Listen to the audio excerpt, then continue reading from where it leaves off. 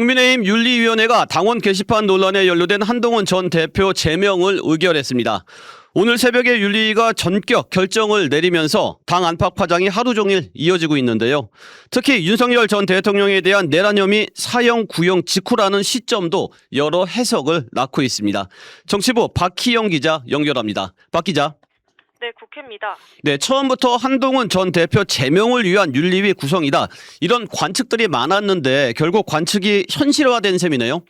그렇습니다. 국민의힘 중앙윤리위원회가 오늘 새벽 1시쯤 이른바 당원 게시판 논란과 관련해 한동훈 전 대표 제명을 결정했습니다.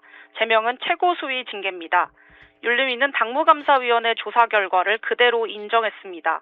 한 전 대표와 가족들이 윤석열 전 대통령 부부를 비난하는 게시글을 조직적으로 올린 것으로 판단한 겁니다. 이를 여론 조작으로 규정하며 당원 당규를 중대하게 위반했다고 봤습니다. 네, 한동훈 전 대표 측의 동명이인 주장도 받아들이지 않았죠? 그렇습니다. 윤리위는 동명이인 가능성을 검토했다고 했습니다. 그러면서도 해당 계정의 명의가 한 전 대표 본인이라고 결론 내렸습니다. IP 주소, 게시 시점과 내용의 유사성, 게시글 대량 삭제 정황 등을 종합해 내린 결론이란 겁니다. 특히 한 전 대표가 사건 인지 이후 조사 중단을 지시한 점까지 고려하면 합리적으로 의심된다고 판단했습니다. 네, 그런데 박 기자, 윤리위가 결정문을 낸 뒤에 정정하기도 했다면서요? 네, 윤리위는 결정문 발표 약 9시간 만에 정정했습니다. 한 전 대표의 게시글 직접 작성 여부는 확인이 불가능하다는 겁니다. 한 전 대표가 직접 게시글을 작성했는지, 타인이 한 전 대표의 명의를 도용해 작성했는지는 경찰 수사를 통해 밝혀져야 한다는 겁니다. 네, 그런데 새벽에 이렇게 서둘러 결론을 낸 이유, 윤리위 설명은 뭐였습니까? 윤리위는 신속한 결정을 내릴 수밖에 없었다고 설명했습니다.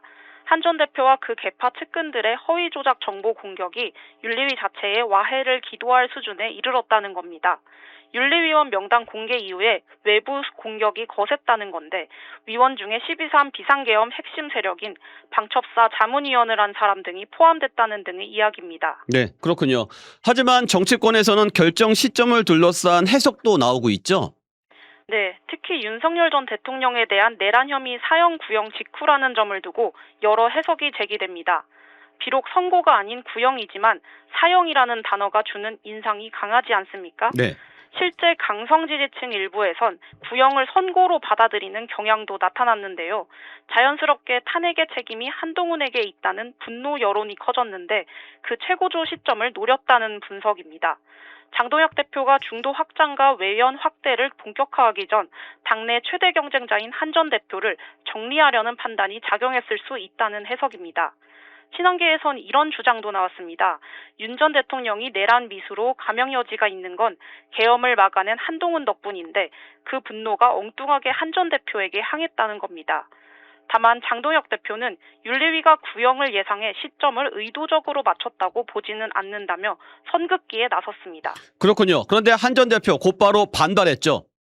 네, 한 전 대표는 오늘 오후 국회 소통관을 찾아 계엄을 막고 당을 지킨 저를 허위 조작으로 제명했다고 반발했습니다. 직접 들어보시죠.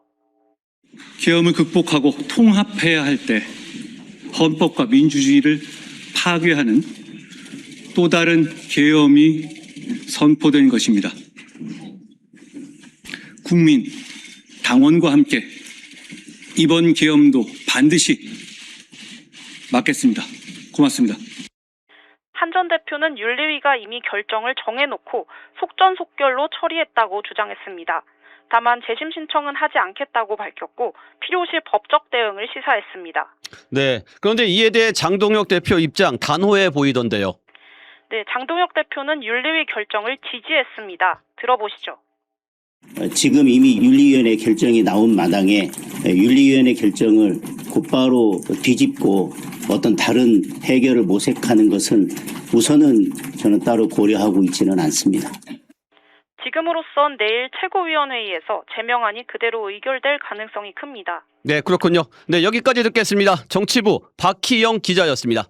지금까지 CBS 박지환의 뉴스톡이었습니다. 노컷으로 보는 뉴스의 새로운 기준. 지금 알림과 구독 설정하시고 함께하세요.